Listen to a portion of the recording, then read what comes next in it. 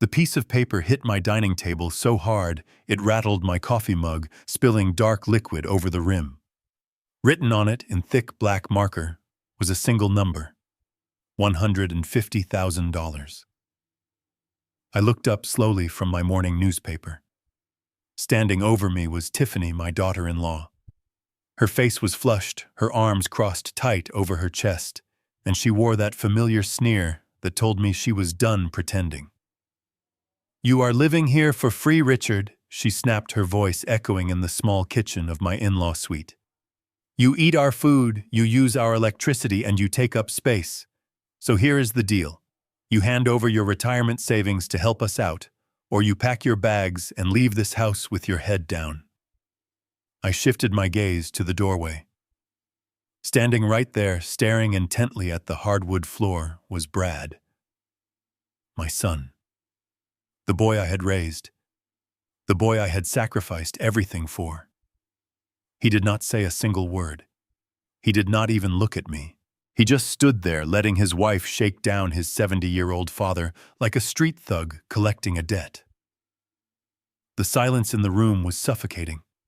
I could hear the faint hum of the refrigerator and the rapid, impatient tapping of Tiffany waiting for me to break. She was waiting for me to cry, or beg, or pull out my checkbook right then and there and surrender my dignity. If you are watching this right now, I want you to pause for a second. Subscribe to the channel and let me know in the comments where you are watching from. Have you ever had someone you love look you in the eye and try to strip you of everything you worked for? Did you cry? Did you yell? Well, let me tell you what I did. I looked at that piece of paper. Then I looked at Tiffany. And I smiled. I did not shed a tear. I did not raise my voice. I did not give her the satisfaction of seeing me break. And what I did next, the plan I set into motion that very night, cost her absolutely everything. Sit tight, because this story is going to leave your jaw on the floor. "Are you done?" I asked her, my voice as calm as a summer lake. Tiffany blinked, clearly thrown off by my absolute lack of panic. She opened her mouth to speak again, but I simply picked up my coffee mug, wiped the spilled drops from the table, and took a slow sip. "We will talk about this later," I said, dismissing her completely. Her face turned bright red with rage. She spun on her heel and stormed out, her heavy footsteps echoing down the hallway. Brad lingered for a fraction of a second, finally glancing up at me. His eyes were full of guilt. But guilt does not pay the bills, and it certainly does not excuse betrayal. He quickly followed his wife, pulling the heavy oak door shut behind him. I sat there in the sudden, heavy quiet of my small living room. I set the mug down and picked up the piece of paper. $150,000. That was all she thought my life was worth. What Tiffany did not know, or maybe what she chose to conveniently forget, was the reality of the very ground she was standing on. She called this her house. She loved parading around this upscale neighborhood in Charlotte, bragging to her superficial friends about her sprawling $1.2 million property. But let me drop a little context for you. I am a retired general contractor. For 40 years, I woke up long before the sun, breathing in sawdust and pouring concrete to build a highly successful business from the ground up. I broke my back so my family would never have to struggle. When my beautiful wife, Martha, passed away 5 years ago, the large empty house we had shared became entirely too much for me to bear. Every room echoed with her absence. So when Brad came to me begging for financial help to buy his dream home for his growing family, I made a decision. I sold my business. I sold my home. I took $500,000 in cold, hard cash, the absolute bulk of my life savings, and handed it over to secure this beautiful estate. The deal we made was simple. They would get the massive main house, and I would get the attached in-law suite to live out my final years in peace, staying close to my newly born grandson. I thought I was buying family unity. I thought I was buying a peaceful retirement, surrounded by the people I loved most. Instead, I had purchased a very expensive, very lonely cage. As a veteran contractor, I spent decades inspecting foundations. I know exactly how to spot hidden rot behind a freshly painted wall. And sitting there at my small dining table staring at Tiffany and her extortion note, I realized the foundation of my own family was entirely rotten. They thought I was just a clueless, dependent old man living on their generous charity. They assumed I would just roll over and hand them the last shred of my financial security because I had nowhere else to go. But you do not survive 40 years in the brutal construction business by being soft. You survive by reading the fine print, knowing exactly where the load-bearing walls are, and understanding leverage. Tiffany wanted to tear down my walls, but she had no idea that I was the one holding the sledgehammer. I folded the piece of paper neatly and slipped it into my shirt pocket. I knew right then and there that I was not going to give them a single dime. But I also knew I could not just react with blind anger. I had to observe. I had to gather my tools. The storm was coming, and I was going to be the one controlling the lightning. Later that night, I retreated to my only real sanctuary on the property, the detached garage. It was quiet out there, away from the tension of the main house. It was the only place that still smelled like my old life, filled with the scent of motor oil, aged wood, and the lingering dust of honest labor. I was sitting at my workbench, running a rag over an old set of wrenches, when the side door creaked open. It was Brad. He hovered in the doorway for a moment, shifting his weight from one foot to the other, like a teenager who had just backed the family car into a mailbox. I did not look up immediately. I just kept polishing the wrench, letting the rhythmic metal sound fill the awkward silence. Finally, he stepped inside, rubbing the back of his neck. "Dad," he started, his voice entirely too soft, entirely too cautious. "About what happened inside earlier today." I set the wrench down and looked at him. I waited. He walked over and leaned against a wooden beam, refusing to meet my eyes directly. "Tiffany did not mean to come off so aggressively," he said, forcing a weak, apologetic chuckle that sounded absolutely hollow in the large space. "She is just under a lot of pressure right now. You have to understand she is still suffering from severe postpartum depression. The baby has been keeping her up, and her nerves are completely frayed." I kept my face perfectly neutral. Postpartum depression. My beautiful, healthy grandson was already well over a year old, but I let him continue painting his masterpiece of excuses. "The economy is a mess." Dad, Brad went on, gaining a bit more confidence now that I was not yelling. "Inflation is killing us. You know how much groceries are these days. The property taxes on this place just went up again. We are just dealing with a temporary cash flow problem, that is all. We just need to restructure our debt to get ahead of the interest rates. The $150,000 would just be a bridge loan to help us consolidate. We are a family. We should help each other out." He paused, finally looking at me, searching my face for that familiar parental weakness he had exploited his entire life. And then came the final twist of the knife, delivered with a casual shrug. "Besides," he added, "you do live here rent-free anyway. It is not like you have a mortgage to worry about anymore." The words hung in the cold air of the garage. Rent-free. He actually said it. He stood in a house I bought for him on land I secured for him, with money I bled for, and called me a freeloader. My chest tightened, a sharp pain of absolute betrayal shooting straight through my heart. I looked at this grown man, my own flesh and blood, and saw nothing but a stranger wearing my son's face. He was echoing his wife's poison, wrapping it up in financial buzzwords to make it sound responsible. Restructuring debt, consolidating, temporary cash flow problem. I nodded slowly, offering nothing but a low hum of acknowledgement. Brad took that as a victory. He patted the wooden beam, smiled a relieved, cowardly smile, and turned to leave. "Just think about it, Dad," he called out over his shoulder as he walked out into the cool night air. "We really need you." When the heavy wooden door clicked shut, the silence returned, but the peace was completely gone. I sat there in the dim light of the garage, feeling the crushing weight of a father's unconditional love battling against cold, hard logic.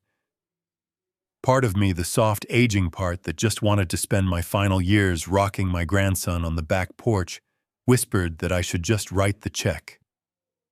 I had the money. I could surrender the $150,000, buy their fake smiles for a few more months, and keep the fragile peace. Maybe Brad really was just drowning. Maybe they were desperate, and this was just a poorly executed cry for help. I stood up, feeling every single one of my 70 years settling into my bones, and walked over to the small, grimy window facing the main driveway. I wiped a thick layer of dust from the cold glass to look out at the dark house. And that was when I saw it.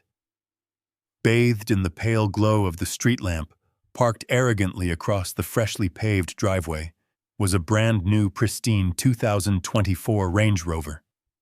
The dealer plates were still bolted to the bumper. The chrome trim gleamed like a mocking grin in the dark. The internal debate I was having vanished in an instant, replaced by a profound, icy clarity. I spent 40 long years as a general contractor. Over those 4 decades, I learned one absolute, undeniable truth about structural integrity. You can always tell when a foundation is crumbling. Sometimes the homeowner tries to hide it with a fresh coat of expensive paint or shiny new fixtures, but the cracks always show if you know exactly where to look. A leased luxury vehicle that costs a fortune every single month does not equal restructuring debt. It does not equal struggling with inflation or the rising cost of groceries. It equals dangerous, reckless vanity. The entire story Brad had just spun in my garage was a calculated, pathetic lie. They were not trying to consolidate their debt. They were trying to fund a lavish, unsustainable lifestyle, using my retirement savings as their personal checking account. The thin facade had completely crumbled, exposing the ugly, greedy truth hiding beneath. As I stared at that ridiculously expensive car, I made a silent promise to my late wife. I would not let them selfishly drain the beautiful life we built together. The lie was exposed, and the war had officially begun. The next morning arrived with a damp layer of fog settling over the neighborhood. I woke up much earlier than usual, the bitter taste of last night's conversation still lingering stubbornly in the back of my throat. I brewed a strong pot of black coffee and sat by the window watching the streetlights slowly turn off. Brad had already left for work in his commuter sedan, while that ridiculous new SUV sat untouched and gleaming in the driveway. I finished my coffee, washed the heavy ceramic mug, and walked out the back door toward the side gate where the communal trash bins were kept. It was garbage pickup day tomorrow, and the large municipal bins were already overflowing. I was not usually a man who snooped through other people's belongings. Martha and I always respected boundaries, strongly believing that snooping was the desperate refuge of people who lacked the basic courage to ask honest questions. But honesty had completely left this property the moment they tried to extort my life savings. I lifted the lid of the blue recycling bin. Right on top, sitting innocently among empty wine bottles and fancy sparkling water cartons, was a clear plastic grocery bag stuffed entirely with shredded paper. I stared at it for a long, silent moment. Normal people do not shred local supermarket flyers or basic utility bills. People only shred things they desperately want to keep buried. I reached in, grabbed the clear bag, and brought it straight back into my detached garage. I locked the heavy side door behind me and switched on the bright overhead fluorescent lights. I cleared my large wooden workbench, sweeping aside sawdust and scattered nails, and dumped the contents of the bag right in the center. Hundreds of thin, jagged strips of thick paper cascaded across the worn wood. To anyone else, it would have looked like an impossible, deeply frustrating puzzle. But I was a man who had spent his entire adult life taking chaotic piles of lumber, steel, and concrete and turning them into massive standing structures. I possessed the absolute patience of a saint when it came to putting broken things together. I pulled up my old metal stool, grabbed a fresh roll of clear packing tape from my red toolbox, and got straight to work. The first hour was incredibly tedious. I slowly sorted the scattered strips by color patterns and bank logo fragments. By the middle of the second hour, the dark picture finally began to form.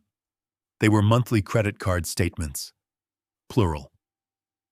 3 different premium tier credit cards, all registered exclusively under Tiffany's name, none of which had been mentioned in Brad's pathetic garage sob story about inflation and rising grocery costs. I taped the first complete page together and ran my calloused index finger down the long list of recent transactions. A boutique resort stay in Miami for $4,000. A luxury handbag purchase from a high-end designer outlet in Atlanta for $6,000. Routine weekly charges at an exclusive day spa that cost more than what most hard-working families spend on actual food in a single month. The numbers were absolutely staggering. I moved quickly to the next reconstructed statement, my blood running significantly colder with every single strip of paper I meticulously locked into place. The balances carried over from month to month were enormous. She was completely drowning in high-interest debt, paying only the bare minimums, and aggressively letting the principal balloon into a terrifying mountain of absolute financial ruin. There was absolutely no debt restructuring happening here. There was no noble struggle against a harsh, unforgiving economy. Tiffany was eagerly living the extravagant life of a wealthy reality television star on the modest income of a mid-level office manager, and my son was far too weak to step in and stop her. The $150,000 they brutally demanded from me was not a bridge loan to save their family home. It was a desperate lifeline to feed her reckless vanity. I carefully folded the taped statements and slipped them deep inside my heavy canvas tool bag, hiding them securely beneath a pile of heavy iron wrenches. I needed to act completely normal. I needed to flawlessly maintain the illusion that I was still the confused, helpless, dependent old man they arrogantly thought I was. I grabbed a small, genuine bag of regular household trash from my workbench area, unlocked the garage door, and walked casually back toward the side yard bins to dispose of it. As I lifted the heavy plastic lid to toss my small garbage bag inside, the wooden side gate suddenly swung open. Tiffany stood there in a plush designer bathrobe holding an empty designer coffee cup. Her eyes immediately darted from my face down to the recycling bin, checking the top layer of trash. She noticed the clear bag of shredded paper was missing. Her jaw tightened instantly, her posture stiffening like a cornered animal. "What exactly are you doing out here, Richard?" she asked, her voice dripping with venomous suspicion. I let my shoulders slump forward, adopting the frail posture of a weary old man. "Just taking out the trash," I replied softly, offering a confused, harmless smile. "I noticed some raccoons getting into the bins last night, so I wanted to make sure the lids were secured tight." She glared at me clearly, not entirely convinced, but willing to accept my apparent weakness. "Let me make something crystal clear to you." She stepped closer, pointing a manicured finger at my chest. "You are nothing but a guest on my property. Guests do not snoop around. Guests mind their own business and show proper gratitude for the roof over their heads. Remember your place, old man." I simply nodded slowly, keeping my eyes cast downward in mock defeat. "I understand perfectly, Tiffany," I whispered. She scoffed loudly, turned around rapidly, and marched straight back into the house. I smiled. That slight, knowing smile was the absolute last genuine moment of peaceful amusement I would have for quite some time. By that very afternoon, the silent retaliation officially began. Tiffany had clearly decided that if I was not going to willingly hand over my savings, she was going to make my daily existence as uncomfortable as legally possible. It started with the subtle, invisible things. I sat down in my favorite armchair after lunch, planning to check my emails and read the local news on my tablet, just like I did every single day. But the screen simply displayed a connection error. The entire internet connection was completely gone. I spent 20 minutes restarting my device, checking the router cords, and diagnosing the connection before I finally realized the truth. I walked over to the main house and found Tiffany sitting on the plush living room sofa, mindlessly scrolling through her designer phone. When I calmly mentioned that the internet in the in-law suite was down, she did not even bother respectfully looking up at me. She just casually flipped her hair and stated that she had updated the network security passwords that morning. When I politely asked for the brand new password, she let out a very long, exaggerated sigh. She claimed it was a complex, secure network, now meant only for their primary devices, and that a man of my advanced age really had no need for high-speed internet anyway. She rudely suggested I should just go and read a physical book from the local public library instead. It was a petty, childish move designed entirely to isolate me from the outside world and remind me of my absolute dependence on her goodwill. But the sheer lack of internet access was absolutely nothing compared to the truly heartbreaking cruelty she unleashed later that evening. Brad had come home from work and they were in the kitchen preparing dinner. My grandson was sitting in his high chair, giggling brightly and throwing small, soft blocks onto the floor. I walked in, my heart softening instantly at the wonderful sight of the little boy. He was the only pure, untainted thing left in this entire house. I knelt down carefully, picked up a blue wooden block, and held out my arms to lift him out of the chair. Before my fingers could even brush his small shoulders, Tiffany swooped in like a massive hawk. She physically pushed between us, snatching the terrified boy out of the seat and holding him tightly against her chest. She glared at me with an expression of pure, unfiltered disgust. "Do not pick him up, Richard," she ordered, her voice sharp enough to cut glass. I froze in place, my arms still extended in the empty air. I quietly asked her what the problem was, keeping my tone as absolutely neutral as possible. She looked at my hands, then looked right into my eyes with complete malice. "Your hands are far too shaky lately," she said, speaking loudly, so Brad would clearly hear from the kitchen island. "You are getting weak and clumsy. I am not going to risk you dropping my child just because you stubbornly refuse to admit your old age." I looked slowly down at my hands. The heavy hands that had framed houses, poured concrete, and held my own son with absolute unwavering strength. They were perfectly steady. There was not a single tremor. Brad kept his back turned furiously, chopping vegetables, pretending he was completely deaf to the sheer cruelty unfolding merely 3 feet away from him. It was a cold, calculated campaign of intense psychological abuse. I retreated to my suite without another word, the sharp sting of her insult burning deep in my chest. I realized right then that she was actively trying to break my spirit. But my silent retreat did not mean surrender. Later that night, the house finally grew quiet. I walked softly down the dim hallway toward the shared laundry room to grab a fresh towel.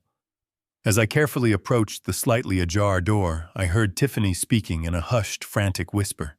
She was standing alone in the dark laundry room, her cell phone pressed tightly to her ear. I stopped dead in my tracks, pressing my back firmly against the cool hallway wall, making absolutely no sound. Her words drifted through the narrow crack in the door, chilling me to the absolute bone. "No, I told you we have to move fast right now," she whispered, her tone sounding urgent and incredibly greedy. "Brad is totally on board with the plan now. We just need the final medical paperwork signed. Do not worry about the old man. He is losing his mind anyway. The bank will not know the difference if we handle the money transfers online." My stomach dropped instantly into a bottomless pit of pure dread. The bank will not know the difference. The horrible words echoed in my tired mind like a blaring siren. Suddenly, the scattered puzzle pieces slammed firmly together with terrifying, undeniable clarity. The $150,000 extortion attempt was nothing but a distraction. It was merely a test to see exactly how easily I would fold under pressure. They were not just trying to ruthlessly pressure me into paying off her secret luxury credit card debts. They were actively orchestrating a massive systematic takeover of my financial life. They were actually trying to declare me mentally incompetent to seize full permanent control of my entire $800,000 retirement account. They viciously wanted every single penny I possessed, and they were perfectly willing to completely erase my legal autonomy to get it. My gut feeling screamed loudly, that I was in immediate catastrophic danger. I was clearly no longer just an unwanted guest in my own home. I was a marked target. And the absolute worst part was that the greedy people maliciously hunting me down slept just down the hall. The very next morning, I woke up before the sun even considered rising over the horizon. I knew I had to get out of that suffocating, hostile house to verify exactly how deep this vicious betrayal truly ran. I dressed in my oldest pair of faded denim jeans, a comfortable plaid flannel shirt, and my heaviest scuffed leather work boots. I walked out to the detached garage and slowly loaded my heavy green tackle box and 2 fishing rods into the back of my trusty old pickup truck. I made sure to make just enough noise pulling the metal garage door down so that they would hear my departure. As I climbed into the driver's seat, the front door of the main house opened. Brad stepped out onto the porch, holding a steaming cup of coffee. "Going fishing today, Dad?" he asked, rubbing his tired eyes and forcing a weak, completely unconvincing smile. I looked at the son I had loved and protected for 35 years, knowing what I had heard his wife whispering the night before. "Yes, Brad," I replied smoothly, keeping my voice incredibly steady. "The weather is perfect for the lake. I just need a long, quiet day on the water to clear my mind." He nodded, took a slow sip of his black coffee and turned back inside, completely satisfied with his own false sense of undeserved security. I backed the truck out of the driveway and drove slowly through the affluent neighborhood, my hands gripping the steering wheel so tightly my knuckles turned completely white. But I did not head north toward the quiet waters of Lake Norman. The moment I merged onto the main highway, I took the exit heading straight into the bustling heart of downtown Charlotte. I pulled into the secure parking garage of the large central bank branch where I had proudly maintained my accounts for over 30 years. This was the exact institution where Martha and I had excitedly opened our very first joint savings account. It was the place that held the entire culmination of my life's brutal, back-breaking labor. I walked purposefully through the heavy glass doors, bypassing the regular teller lines entirely, and headed straight for the private offices in the back. I asked the young receptionist to speak immediately with Marcus Thorne, the senior branch manager. Marcus was a sharp, loyal man whom I had known since he was just a junior loan officer. He respected my business, and more importantly, he respected me. Within 2 minutes, Marcus stepped out of his glass office, his face immediately dropping into an expression of profound relief mixed with deep concern the second he saw me standing there in the lobby. "Richard." He breathed out heavily quickly, ushering me inside and closing the heavy door securely behind us. "I am incredibly glad you came in today." I sat down in the leather chair across from his large mahogany desk, my heart pounding a slow, heavy rhythm against my ribs. "What is going on, Marcus?" I asked, keeping my tone perfectly level. Marcus let out a long and heavy sigh, opened his secure desk drawer, and pulled out a thick manila folder. He pushed it slowly across the polished wood toward me. "2 days ago, Brad came into this office," Marcus explained, his voice dropping to a serious, confidential whisper. "He sat exactly where you are sitting right now. He presented me with a comprehensive power of attorney document, claiming that your mental health had severely deteriorated over the past few weeks. He told me a very tragic, elaborate story about how you were suffering from advanced dementia, that you were becoming a physical danger to his young son, and that he urgently needed to move you into a specialized full-time care facility." I stared blankly at the closed folder, the sterile air of the office suddenly feeling far too thin to breathe. "He requested immediate full administrative access to your primary retirement accounts." Marcus continued watching my face closely for a reaction. "He wanted to initiate a wire transfer of your entire $800,000 balance into a new separate trust account that he solely controlled, claiming it was strictly to pay for your necessary medical care. He even brought a signed physician's note." I reached out with a steady hand and opened the manila folder, slowly feeling the rough texture of the paper beneath my fingertips. Staring back at me was a complex legal document, granting my son absolute financial authority over my entire existence. At the bottom of the final page was my signature. Except It was not my signature. It was an incredibly clumsy, desperate forgery. The loops were entirely wrong, and the pressure of the pen strokes lacked the heavy, deliberate weight I always used. "Why did you not process it?" I asked quietly, not taking my eyes off the forged ink. "Because I have known you for 20 years, Richard Marcus replied firmly. "I know how you sign your name on a construction contract. And more importantly, I know you would never hand over complete financial control without speaking to me directly." I told Brad the signature required further legal verification and immediately placed a hard freeze on all your assets to protect your money. I closed the folder. The ultimate betrayal was now absolute. Brad had not just stood by passively while his wife bullied me in my own home. He had actively driven to this bank, looked a man I trusted right in the eye, and tried to steal everything I owned while simultaneously erasing my basic human freedom. The crushing sorrow of losing my only son evaporated in that quiet office, instantly burning away into a cold, calculated, terrifying fury that settled deep within my bones.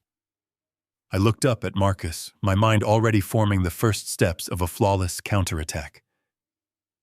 "Keep the freeze active," I instructed softly, "and I need copies of everything in that folder." I left the bank with the thick manila envelope tucked securely under my arm, the weight of my son's ultimate betrayal sitting heavy in my hands. The drive back to the house was a blur of familiar streets and blinding anger, but by the time I turned onto our manicured block, I had locked every trace of fury deep inside a mental vault. I pulled my old pickup truck into the driveway, parking it right next to that gleaming least symbol of their vanity. I walked through the front door, with my heavy green tackle box plastering a tired, unassuming smile across my face. Tiffany was sitting at the expensive marble kitchen island, aggressively typing on her designer laptop. She barely glanced up as my boots scuffed the hardwood floor. Brad was standing by the refrigerator holding a bottle of water. He looked tense, his shoulders hunched as if waiting for a blow to fall. "Catch anything good today, Dad?" he asked, his voice entirely too bright, entirely too fake. I set the tackle box down on the floor with a heavy thud and let out a long, exhausted sigh.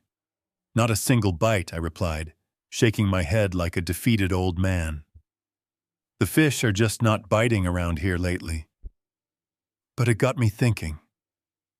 I walked over to the kitchen sink to wash my hands, letting the warm water run over my calloused skin.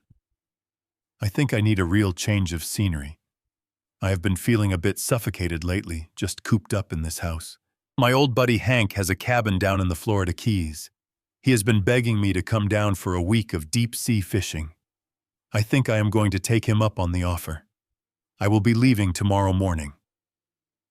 The kitchen went dead silent for a brief second. I could practically feel the greedy gears turning in Tiffany's mind. A whole week with the old man out of the state.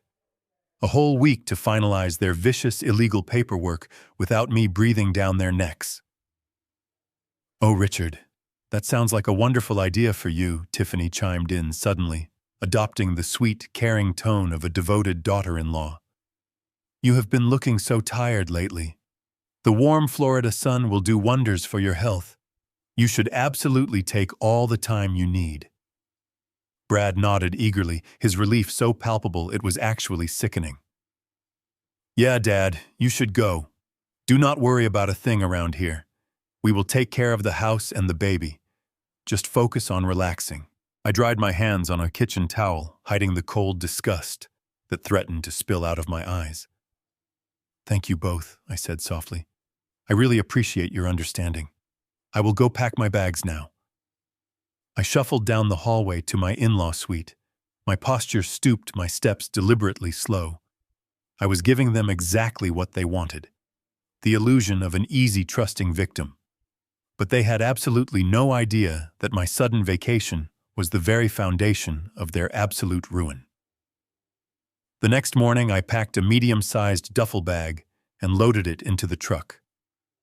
Brad and Tiffany stood on the front porch waving goodbye with entirely too much enthusiasm. I drove away, but I did not head south toward the Florida state line.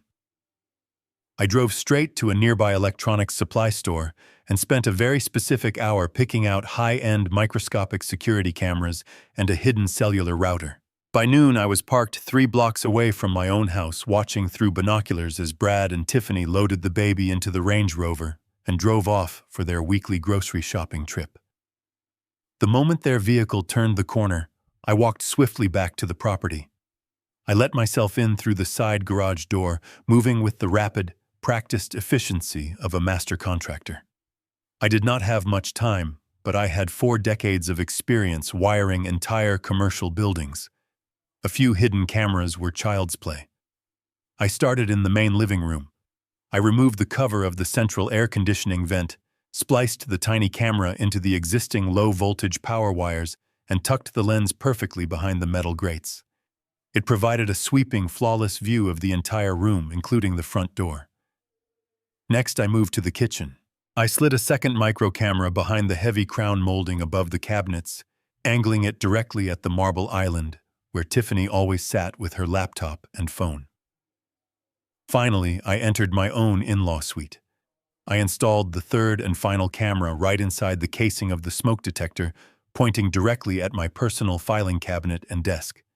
If they came looking for more financial documents while I was supposedly fishing in Florida, I would capture every single desperate move they made. The silence in the house was profound, as I worked, broken only by the soft click of my wire strippers and the steady rhythm of my breathing. Every single screw I turned, every single wire I carefully spliced together, felt like laying the meticulous groundwork for a final decisive battle. I was not just protecting my life savings anymore. I was actively reclaiming my damaged dignity from the cold hands of the people who should have loved me the absolute most. They had forced my hand, leaving me with no other choice. I wired the cameras to a hidden standalone cellular router that I tucked safely inside the attic crawlspace, ensuring Tiffany's petty network passwords could never disconnect me. I tested the live feed on my phone. The picture was crystal clear, and the audio was incredibly sharp. I cleaned up every speck of dust, leaving the house completely undisturbed. I locked the door and walked away, a ghost haunting my own home. I climbed back into my pickup truck and drove exactly 4 miles down the interstate to a nondescript budget hotel tucked behind a strip mall. I paid for the room in cash for the entire week, ensuring there would be no electronic trail linking me to the area. The young clerk barely looked up from his phone as he handed me the magnetic plastic keycard. I walked down the dimly lit carpeted hallway, finding my room on the 2nd floor. It was small, smelling faintly of harsh cleaning chemicals and stale air, but it was completely secure. I stepped inside, let the heavy door swing shut behind me, and engaged both the deadbolt and the metal security latch. I dropped my duffel bag onto the stiff mattress, walked over to the small laminate desk sitting beneath the window, and pulled out my laptop. I plugged the power cord into the wall outlet, flipped the screen open, and connected to the secure network I had just established. My heart beat with a slow, heavy rhythm as I typed in the encrypted access code. The screen blinked black for a fraction of a second before dividing into 3 crystal-clear video feeds. I was looking directly into the heart of my own home. The living room was perfectly still, bathed in the soft afternoon light, streaming through the large bay windows. The kitchen was equally quiet, the marble island polished and bare. My own in-law suite remained completely undisturbed, just the way I had left it. For a long while, I just sat there in the sterile hotel room, staring at the glowing screen. It was a strange, deeply unsettling feeling to watch the silent rooms of the house I had purchased with my own blood and sweat. It felt like I was spying on a museum exhibit of my former life. About an hour later, the front door on the living room feed swung open. Brad and Tiffany walked in carrying brown paper grocery bags. Tiffany looked entirely relaxed, laughing at something Brad had just said. Brad smiled back, looking lighter and more at ease than I had seen him in months. They looked like a perfectly happy, normal family, returning from a mundane weekend chore. There was absolutely no lingering guilt on their faces. There was no hesitation or shame about the fact that they had just attempted to legally strip me of my freedom and my fortune. They set the bags down on the marble kitchen island. Tiffany immediately reached for her designer phone and started dialing a number, her face twisting back into that familiar expression of greedy anticipation. I leaned closer to the laptop screen, turning the volume dial up as high as it could possibly go, ready to calmly listen to every single toxic and venomous word she spoke into the quiet room. I took a very deep breath, bracing my old tired heart for the painful truth that was surely about to arrive. As I sat there watching Brad open the refrigerator to put away the milk, completely ignorant of the trap closing around him, a profound wave of heavy grief washed over me. It was not just the pain of his recent actions. It was an older, deeper sorrow rooted in a promise I had ultimately failed to keep. The sterile smell of the budget hotel room suddenly vanished, replaced entirely by the sharp, clinical scent of a hospital ward from 5 years ago. I closed my eyes for a moment and was transported back to that small, quiet room where I sat clutching my wife's frail hand. Martha was losing her long, brutal battle with cancer, her incredible strength finally giving way. Even as her body surrendered, her mind remained remarkably sharp, entirely focused on the family she was about to leave behind. I remember the steady beeping of the heart monitor filling the silence as she pulled me closer. Her skin was pale and incredibly thin, but her eyes burned with an intense, desperate clarity. "Brad is weak, Rick," she had whispered to me, her voice raspy but unwavering. "He has a good heart, but he lacks a strong spine. He wants the easy path. Do not let the cruel world eat our boy alive, but listen to me very carefully. Do not ever let him eat you either." At the time, I had simply kissed her forehead, brushing away her urgent concerns with soothing words. I promised her I would always take care of him no matter what happened. I thought that protecting him meant shielding him from every single financial hardship. I thought being a good father meant writing massive checks to fix his mistakes and buying a massive house to secure his marriage. But staring at the laptop screen now, watching him happily assist the woman who was actively plotting my total destruction, I realized the horrible truth. I had completely failed to heed Martha's profound warning. By blindly giving Brad absolutely everything he ever wanted, I had not actually protected him from the world at all. I had simply fed his innate cowardice. I had nurtured his dangerous sense of entitlement and actively funded Tiffany's insatiable, toxic greed. I had built them a beautiful castle only to let a monster comfortably sit on the throne. I opened my eyes, bringing the live video feed back into sharp focus. The lingering guilt I felt over my failure was quickly replaced by a cold, hardened resolve. Martha was absolutely right. Brad was weak. He was perfectly willing to let me be consumed just so he could maintain his comfortable illusion of a wealthy lifestyle. But I was not going to be eaten alive. Not by him, and certainly not by his ruthless wife. I tightened my jaw, resting my calloused fingers gently on the keyboard. The time for blind generosity was over. I was going to teach my son the lesson I should have taught him decades ago. The quiet humming of the hotel room was broken by the front door opening on my laptop screen. My eyes darted to the live feed. It was not Brad who walked through the door. Tiffany stepped into the foyer, holding the door open for a man who looked completely out of place. It was her older brother, Cody. He was a troubled man, a chronic gambler with a history of substance abuse. He looked nervous, his eyes darting around the expensive artwork like a desperate thief. His clothes were rumpled, possessing a dangerous energy that radiated through the screen. Tiffany closed the door and locked the deadbolt securely. She looked triumphant. She motioned for Cody to follow her into the kitchen. I switched my attention to the second hidden camera feed. Tiffany walked straight to the large refrigerator, opened it, and pulled out a bottle of champagne. She grabbed 2 flutes and set them on the island. "Are you sure about this, Cody?" asked his voice shaking as he leaned against the counter. "Are you sure the old man is out of the way?" Tiffany laughed, a cruel sound that made my stomach churn.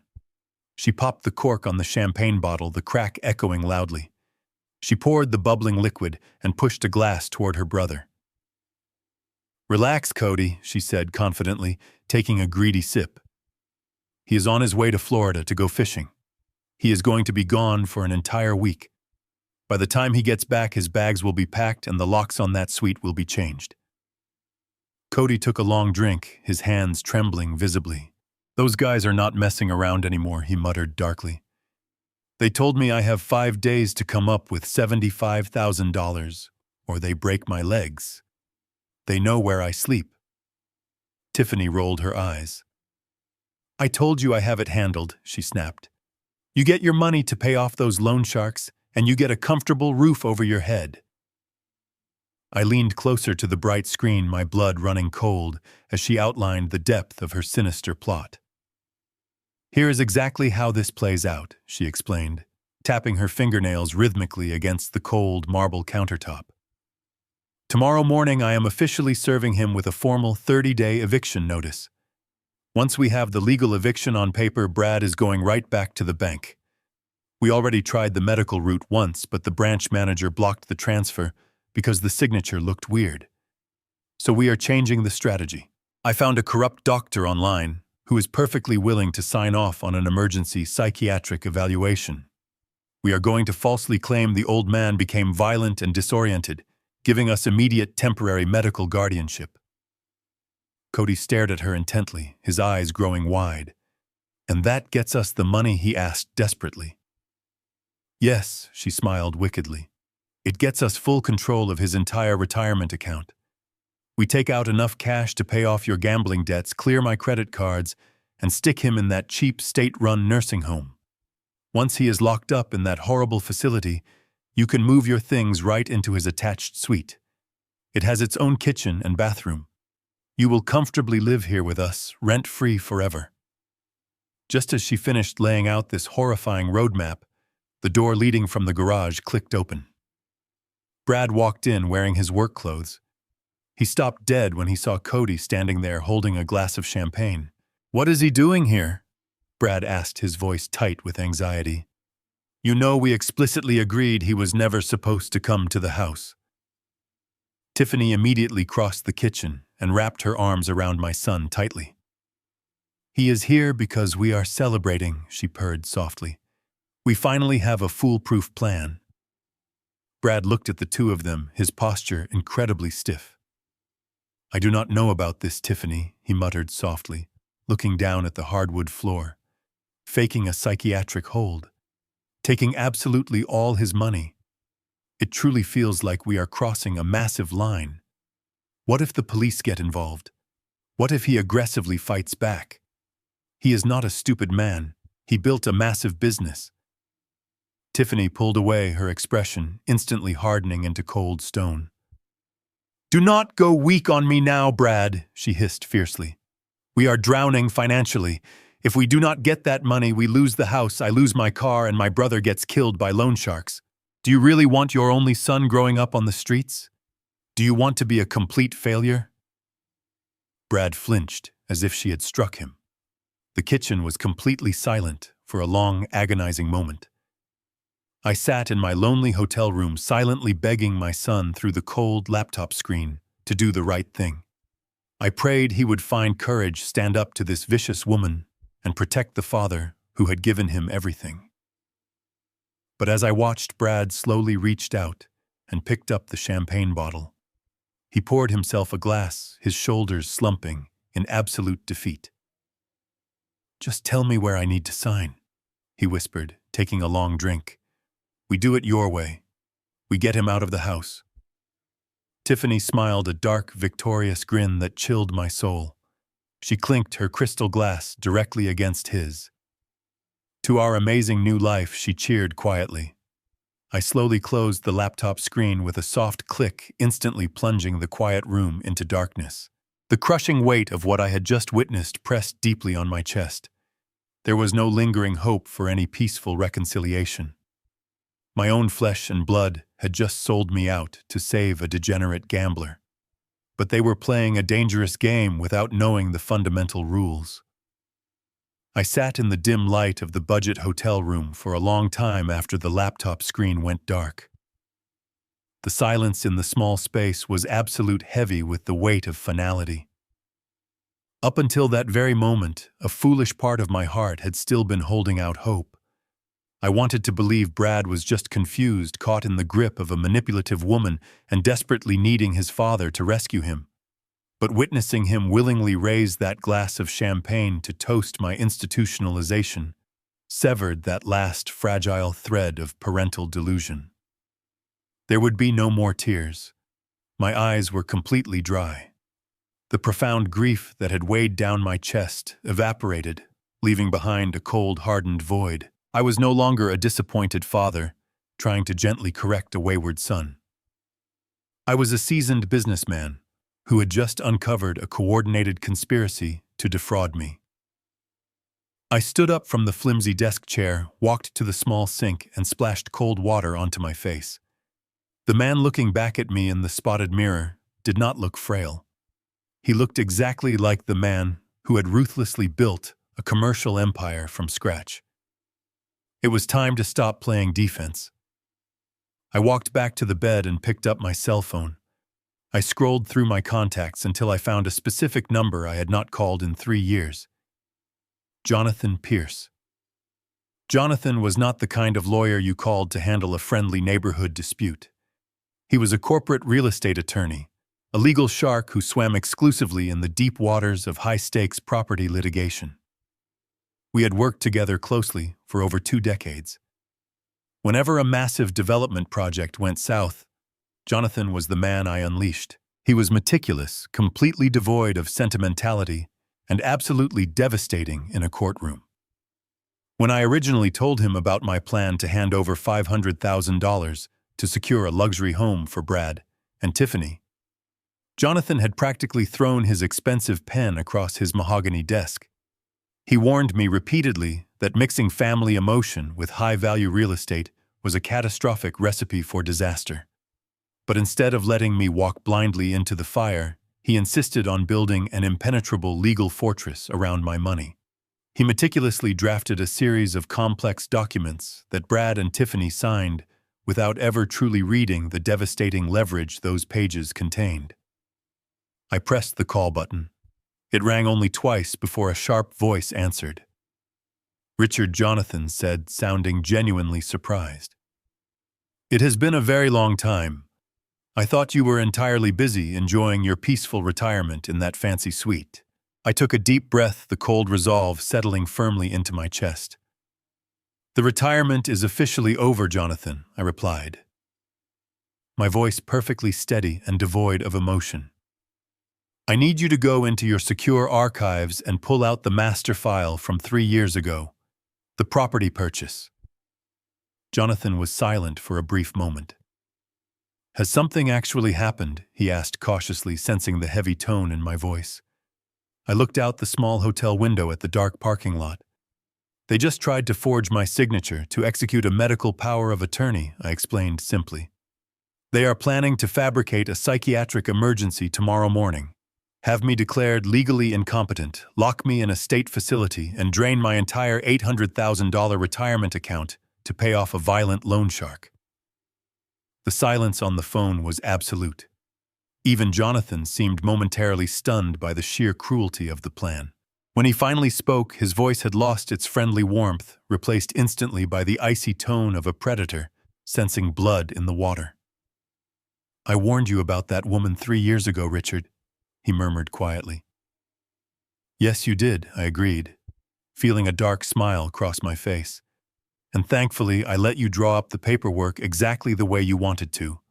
I need you to review every single clause, Jonathan. Every penalty, every condition of default. They are serving me with a formal 30-day eviction notice tomorrow morning. When they hand me that piece of paper, they are officially violating the owner occupancy and good faith agreements of the private mortgage. It is time to pull the plug on this entire operation. I want you to prepare the ultimate counterstrike." Jonathan let out a low, satisfied breath. "I will have the acceleration clause drafted and ready for your signature by tomorrow afternoon," he promised smoothly. "They have absolutely no idea what they just triggered."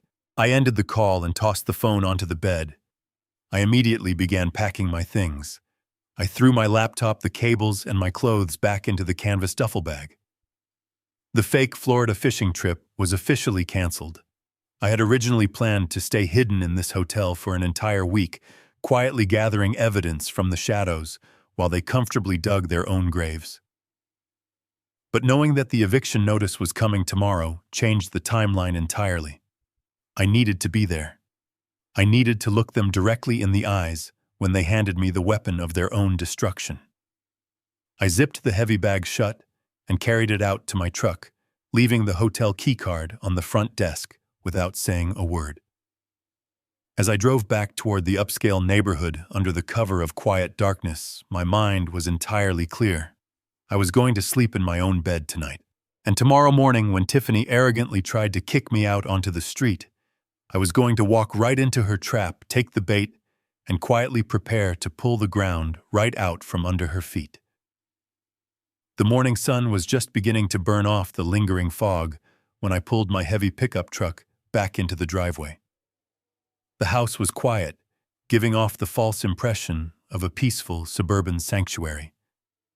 I turned off the engine and sat in the cab for a moment, listening to the familiar ticking of the cooling motor.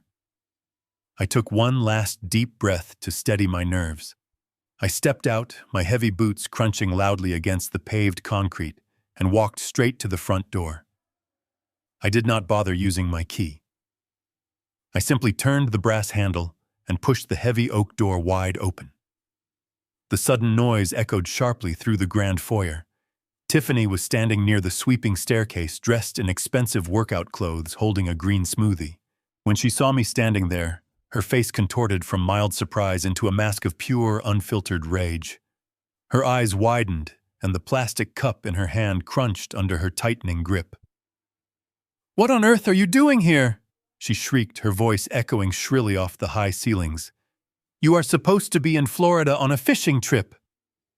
I closed the front door behind me with a solid, resonant thud. The weather down south took a sudden turn for the worse. I lied, smoothly keeping my voice perfectly flat and devoid of any emotion. I decided to come back early. My own bed is much more comfortable anyway. I took a step toward the hallway leading to my suite, but Tiffany suddenly lunged forward, physically blocking my path. Her chest was heaving with furious indignation. Her perfectly manicured nails dug into her palms. "No," she snapped, her eyes flashing with a dangerous, chaotic energy. "You do not get to just walk back in here like you own the place. You do not belong here anymore, Richard. You ruined everything by coming back today, but I am not going to let you ruin my life." Before I could even respond to her unhinged outburst, she turned and sprinted toward the kitchen island. She grabbed a thick manila folder, yanked out a single sheet of crisp white paper, and marched aggressively right back to where I stood in the foyer. With a dramatic, violent motion, she slapped the document directly against my chest. The stiff paper fluttered down and landed by my boots. "Pick it up," she demanded, pointing a trembling finger at the floor. I looked down at the document, already knowing exactly what words were printed across the top. It was the formal 30-day notice to quit. The official legal eviction document she had bragged to her brother about just the night before on the hidden camera. I did not move a single muscle to retrieve it. I simply kept my eyes locked onto hers. "You are officially a trespasser in my home now," Tiffany hissed, stepping even closer so I could smell the bitter coffee on her breath. "I have consulted with the authorities. Since you do not have a formal lease agreement, you have absolutely no tenant rights here. You are just an unwanted squatter. You have 30 days to get all your junk out of that suite, but I want you out of my sight right now. If you do not turn around, pack a bag, and leave this property immediately, I swear I will call the police and have you physically dragged out of here in handcuffs." Her voice was dripping with venomous satisfaction. She truly believed she had just delivered the ultimate checkmate. She thought she was ruthlessly discarding a helpless, irrelevant old man. Just as the tense silence settled over the room, the heavy door leading from the attached garage slowly opened. Brad walked into the foyer holding his leather briefcase. He stopped dead in his tracks when he saw me standing there, with the formal eviction paper lying discarded on the polished hardwood floor between my boots. He looked completely horrified, totally caught off guard by my sudden return. He quickly glanced from the document up to his wife, then finally allowed his gaze to meet mine. I did not yell. I did not try to passionately argue my case or desperately beg for any mercy. I simply looked deep into the eyes of the boy I had raised with everything I had. "Is this exactly what you really want, son?" I asked him. My voice was incredibly quiet, but it carried an undeniable crushing weight that seemed to suck all the air right out of the room. Brad swallowed hard, his throat bobbing visibly. He opened his mouth as if he desperately wanted to speak, to offer some pathetic excuse, but no sound came out. Instead, he just slowly looked away, firmly fixing his eyes on the floorboard, completely unable to face the profound shame of his own cowardice. His total silence was the absolute final answer I needed. I gave him one last slow nod of quiet understanding. I turned my back on both of them and walked calmly down the long hallway toward my suite. I pulled a single sturdy suitcase from the closet. I did not pack the expensive clothes, the heavy tools in the garage, or the cherished photo albums. I left all those precious memories behind, choosing to take only what I needed to survive the coming storm. I zipped the small suitcase shut, grasped the handle tightly, and walked straight back out through the large front foyer. Brad was still silently staring down at the wooden floor. Tiffany, however, had her arms crossed proudly over her chest. As I opened the heavy oak door and stepped out into the bright morning sunlight, she let out a loud, triumphant laugh that echoed sharply behind me. She actually believed she had won the entire war. She had absolutely no idea that she had just signed her own devastating financial death warrant. She forgot that I am the actual bank. I grabbed the handle and tossed my single suitcase into the passenger seat of my old pickup truck, and immediately drove away, taking one final lingering look at the sprawling estate. It all looked so incredibly perfect on the immaculate outside, but I intimately knew the dark, rotting truth hidden deep inside. I slowly merged onto the busy interstate, pointing my heavy truck directly toward the towering glass skyline of downtown Charlotte. The unusually slow commuter traffic gave me ample time to let the harsh, cold reality fully settle. My own flesh and blood son had literally stood there and watched me get thrown out like a worthless street dog, doing absolutely nothing to physically stop it.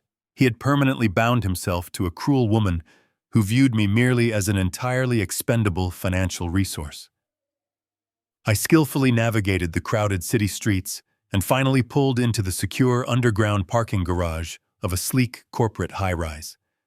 I rode the polished steel elevator silently up to the impressive 34th floor. I walked purposefully into the quiet, pristine reception area. A young professional woman politely smiled.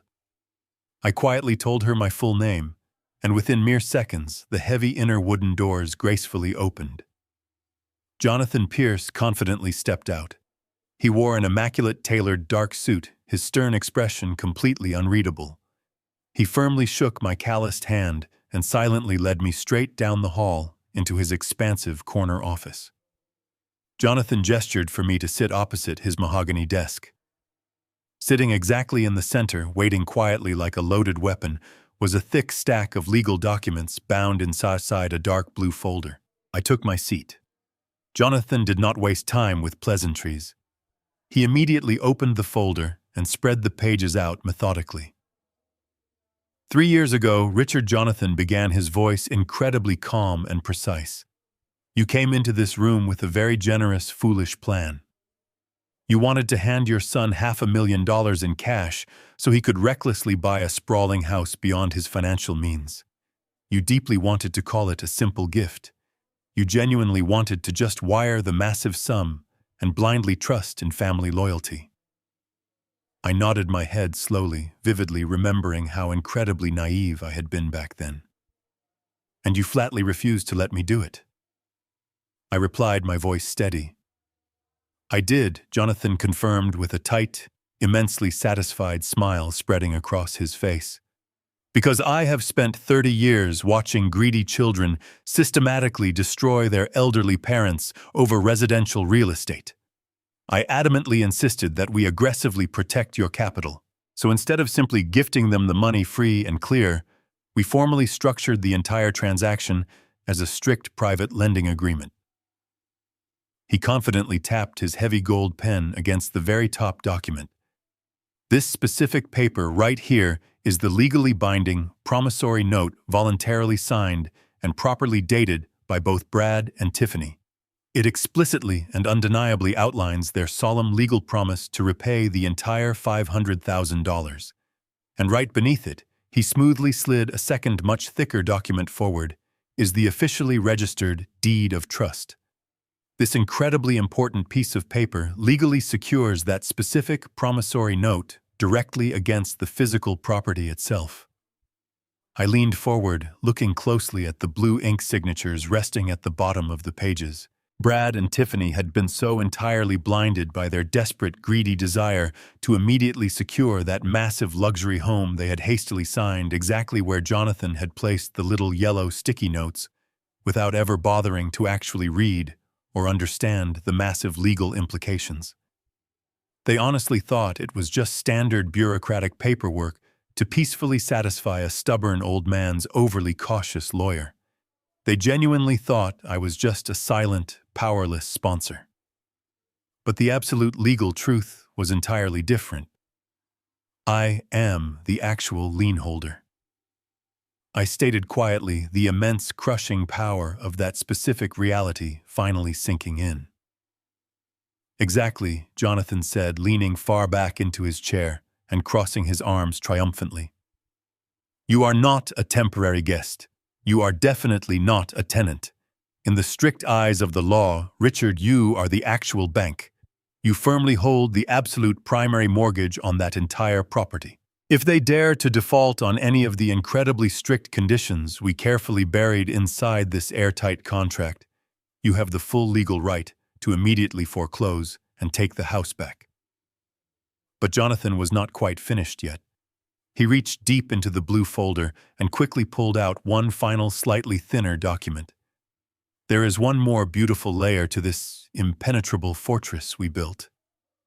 He murmured, his dark eyes gleaming brightly with a predatory legal cunning. When we originally purchased the property, I discovered an interesting, highly profitable quirk in the original municipal subdivision zoning. The sprawling main house sits on one specific, clearly defined parcel of land, but the incredibly long, gracefully winding paved driveway that physically connects their attached garage to the main public road was originally zoned as a completely separate, narrow parcel of land. I distinctly remembered signing a massive mountain of separate, confusing paperwork for that specific strip of black asphalt. I had Jonathan quietly place the official deed to that specific driveway directly into a private, limited liability company that I solely and exclusively control. That is absolutely correct, Jonathan nodded firmly. Your private LLC completely owns the access easement. They might legally own the big house, but you entirely own the only physical way to actually access it. Without your explicit written permission, they cannot legally drive a single vehicle onto that property without committing criminal trespass. You have them completely surrounded, Richard. They just arrogantly handed you an eviction notice, falsely thinking they were finally throwing you out into the cold street. What they actually did was blindly hand you the golden key to their very own absolute financial destruction. I sat in the chair, letting the magnitude of Jonathan's words echo through the office. The driveway. I owned the physical asphalt connecting their expensive mansion to the civilized world. Without my permission, they were living on an isolated island of their own making. A slow, satisfied breath escaped my lungs. But Jonathan was not finished dismantling their world just yet. He slid the official eviction document, the very piece of paper Tiffany had arrogantly slapped against my chest, earlier, to the center of his desk. He smoothed out the wrinkles, treating the offensive document as if it were valuable forensic evidence. This arrogant little piece of paper right here, Jonathan said, tapping it with his pen, is the final nail in their expensive coffin. When we drafted the deed of trust 3 years ago, I intentionally included a specific, highly restrictive provision known as the owner occupancy and good faith clause. I looked at the complicated legal jargon packed onto the original mortgage documents, waiting for the translation. It basically means, Jonathan continued, locking his dark eyes onto mine, that your financial contribution was strictly contingent upon you maintaining a permanent peaceful residence on that property until the day you die or voluntarily choose to leave. They legally bound themselves to act in absolute good faith as your hosts and debtors, by formally presenting you with a 30-day notice to quit, by attempting to legally evict you from the premises against your will. They have committed a catastrophic breach of the core mortgage contract. I leaned forward, the exhaustion replaced by a sharp, focused energy. What exactly does that material breach mean for them? I asked softly. Jonathan smiled, a cold, calculating expression. It triggers the most dangerous weapon in real estate law, he replied smoothly. The acceleration clause. In a standard mortgage, if a borrower misses a few payments, the bank might charge late fees or offer a grace period. But because they committed a hostile breach of the primary residency condition, the acceleration clause dictates that the entire remaining balance of the private loan becomes due and payable immediately. You do not have to wait 30 years for them to slowly pay you back. They now owe you the full $500,000 all at once. My mind raced back to the reconstructed credit card statements sitting securely in my canvas tool bag. They do not have $500,000, I stated firmly. Tiffany is completely drowning in secret high-interest debt from designer bags and luxury vacations. She even leased a brand-new luxury vehicle. They do not have $5,000 in liquid cash, let alone $500,000. Exactly, Jonathan said, his voice dropping into a low, deadly register. In a normal situation, a desperate homeowner might try to run to a traditional bank to quickly refinance the house and pay off the private lender. But traditional banks require a pristine credit score and an excellent debt-to-income ratio to underwrite a jumbo loan. If what you are telling me about her hidden spending habits is true, no reputable financial institution will ever approve them for a mortgage. They are completely and utterly trapped. What is the exact timeline here? I asked, feeling the heavy gears of justice finally locking into place. I am drafting the official notice of foreclosure right now, Jonathan stated, turning his attention to his sleek monitor. Under state law, given the hostile nature of this deliberate contract breach, we are legally demanding the full accelerated payment within exactly 7 calendar days. If they fail to deliver a certified bank draft for $500,000 by the end of business on the 7th day, we immediately file the foreclosure deed with the county clerk. We seize the entire property, void their equity, and legally evict them from the premises. He began typing rapidly, the sharp clicking of his keyboard filling the quiet office with a rhythmic finality. I watched him work, feeling a strange sense of profound detachment. This was my son. This was the boy I had taught to throw a baseball in our old backyard. The boy I had protected from every harsh reality of the world. Yet as I sat there preparing to legally strip him of his home, I felt absolutely no guilt. He had made his choice the moment he stood silently in the foyer and watched his cruel wife hand me the eviction papers. He had made his choice the moment he raised a glass of champagne to celebrate my planned institutionalization. He wanted to play a ruthless game of financial survival, but he had foolishly challenged the man who actually wrote the rulebook. After 20 minutes of precise work, Jonathan hit a button, and the heavy commercial printer in the corner hummed to life. He gathered the freshly printed pages, stapled the corners, and placed the thick document in front of me. He handed me his heavy gold pen. This is the official notice of foreclosure. Richard, he said quietly. It formally outlines the breach of contract, cites the acceleration clause, and demands the full $500,000 in 7 days. Once you sign this, there is no turning back. It is a legal declaration of total financial war. I did not hesitate.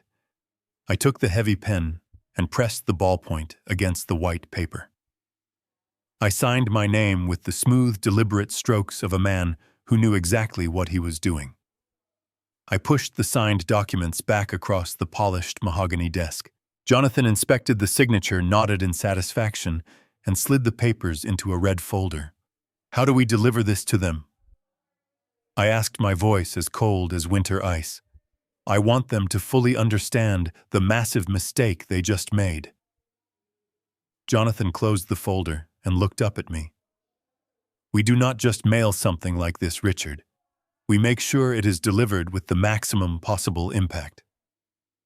I left Jonathan's office with the heavy red folder safely tucked under my arm, feeling a strange, profound sense of liberation. For the first time in 3 long years, I was no longer an unwanted guest, quietly tiptoeing around my own property. I was the landlord, the bank, and the absolute architect of their impending reality check. I drove my old pickup truck across town to a high-end luxury short-term rental building overlooking the city skyline. I had spent the previous night in a cheap, depressing budget hotel, trying to preserve my savings while I gathered evidence, but I was done living like a frightened fugitive. I walked up to the penthouse suite I had just booked, swiped the key card, and stepped into a sprawling, immaculate space filled with modern leather furniture and floor-to-ceiling glass windows. I poured myself a single glass of aged bourbon from the complimentary bar, sat down on the plush sofa, and opened my laptop. It was time to check the live feeds one last time before the hammer fell. The cameras instantly connected, projecting the interior of my former home onto the bright screen. The atmosphere inside the house was electric, with a sickening, victorious energy. Tiffany was practically floating around the large marble kitchen.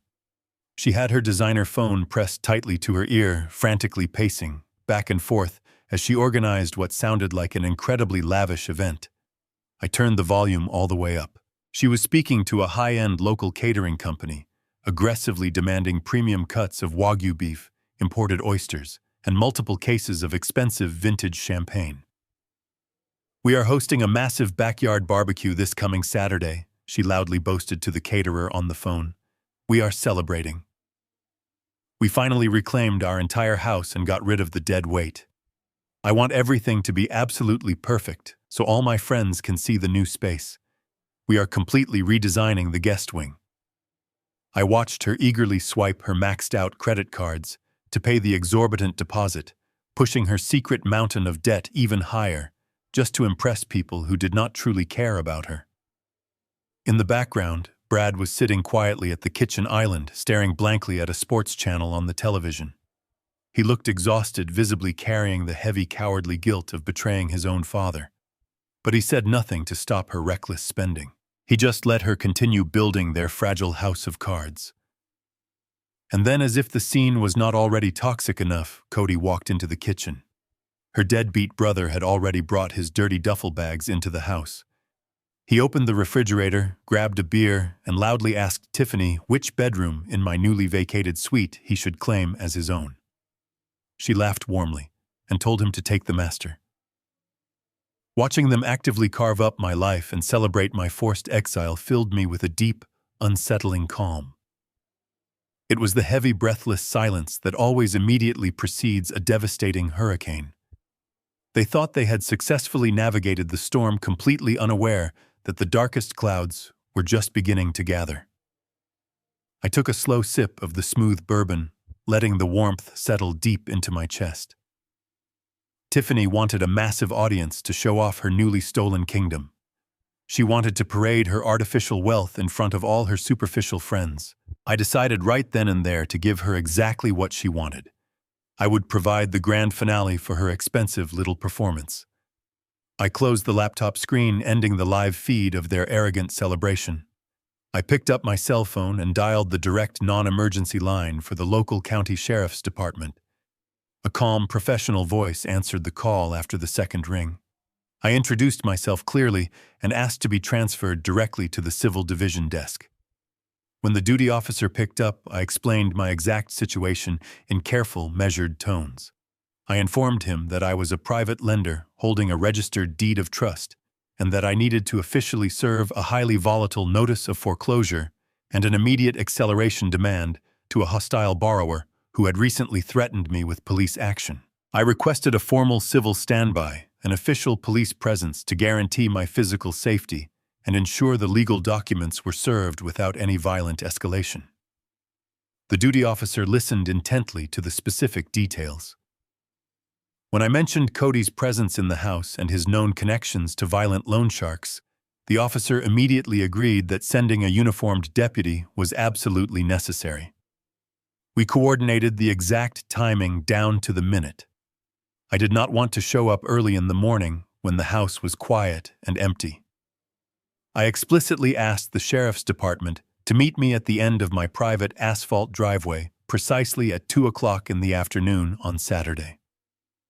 Right in the very middle of Tiffany's extravagant backyard barbecue, right when the expensive champagne was flowing and her superficial friends were completely captivated by her lies.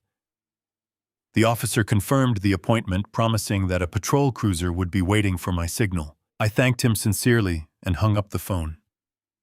I leaned back into the soft leather couch and looked out the massive glass windows at the sprawling city below. The trap was set. The legal documents were signed and secured in my red folder. The police were officially scheduled to arrive. All I had to do now was comfortably wait out the next 48 hours.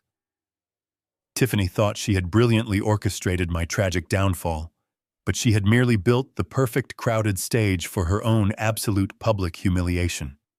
And I was going to make sure she remembered this specific weekend for the absolute rest of her miserable life.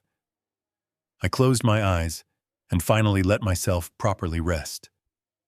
Saturday arrived with clear skies and a gentle breeze, exactly the kind of weather you would order for an outdoor event.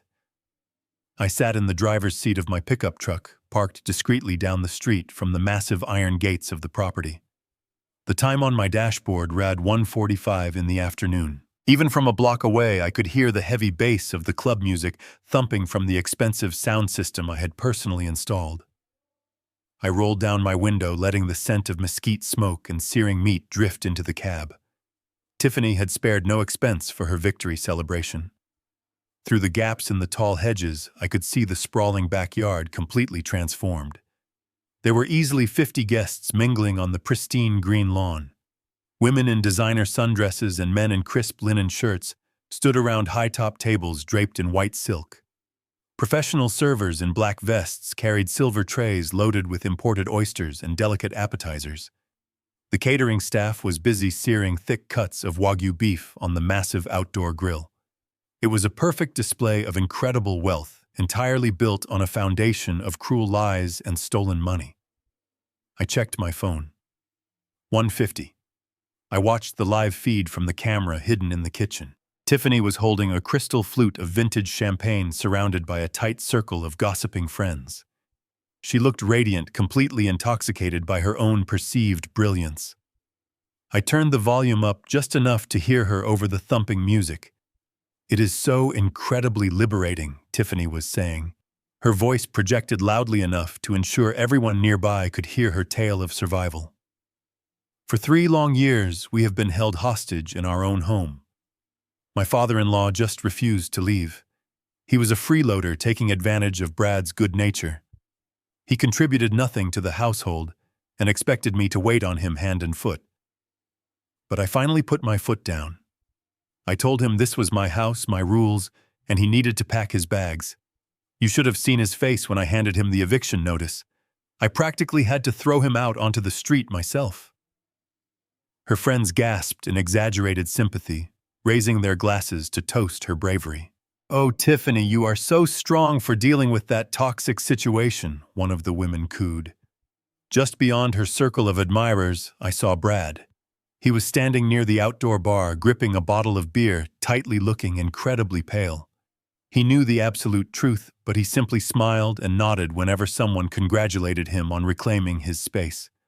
Cody was hovering nearby, eagerly stuffing his face with expensive seafood, completely at home, in the lavish lifestyle he had zero hand in earning. They were all celebrating my supposed demise, completely ignorant of the dark storm clouds about to decimate their perfect afternoon. I glanced at the dashboard clock one last time. It was precisely 1:58. I put the truck in gear and slowly pulled away from the curb, driving straight toward the private entrance of the estate. The time for quietly watching from the shadows was over. I parked my truck at the edge of the long asphalt driveway, intentionally blocking the path of any luxury vehicles that might try to leave. A marked county sheriff cruiser pulled up silently behind me, the heavy tires crunching softly against the gravel shoulder. The uniformed deputy stepped out. An imposing man with a stern expression, his hand resting comfortably near his utility belt. I gave him a brief nod, tucked the thick red legal folder under my arm, and began the long walk up the driveway. My heavy work boots struck the paved surface with a steady rhythmic thud. I bypassed the front door completely and headed straight for the arched wooden gate leading to the sprawling backyard. The thumping bass of the music grew louder with every step. I pushed the heavy wooden gate open. It swung wide, hitting the stone wall with a loud crack that briefly cut through the noise of the party. I stepped onto the pristine green grass. For a few seconds, nobody noticed me. The guests were entirely absorbed in their expensive drinks and shallow conversations. I walked slowly through the crowd, parting the sea of designer clothes and bewildered faces. Finally, the catering manager spotted me and frantically signaled the DJ to lower the music. As the heavy bass faded into an awkward, sudden silence, heads began to turn.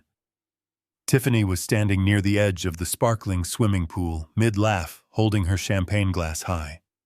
The laugh died instantly in her throat, the absolute second her eyes locked onto mine. The color drained completely from her flushed face, replaced by a mask of pure, unadulterated fury. Her manicured hand trembled so violently that champagne spilled over the rim of her crystal glass, splashing onto her expensive shoes. "You!" she shrieked, her voice cracking with hysterical rage, shattering the quiet atmosphere of the party. "What the hell are you doing here? You are officially trespassing on my property. Get out right now before I call the cops." I stopped walking, standing perfectly still in the very center of her extravagant celebration. I looked at her, then looked at the crowd of silent, staring guests. I let a slow, cold smirk spread across my face. "You do not need to call the cops, Tiffany," I said, my voice carrying clearly across the quiet yard. "I brought them for you." Right on cue, the heavy wooden gate swung open for a second time. The tall, uniformed sheriff stepped firmly into the backyard, his silver badge gleaming brightly in the afternoon sun. He walked purposefully to my side, surveying the shocked crowd with a hardened professional glare. The absolute silence that suddenly fell over the entire backyard was completely deafening. The tall deputy stopped right beside me, his hand resting casually on his heavy duty belt. You could hear a pin drop on the manicured grass. Every single eye in the yard was locked onto the two of us. Tiffany stood frozen by the edge of the pool, her knuckles completely white around the stem of her champagne glass.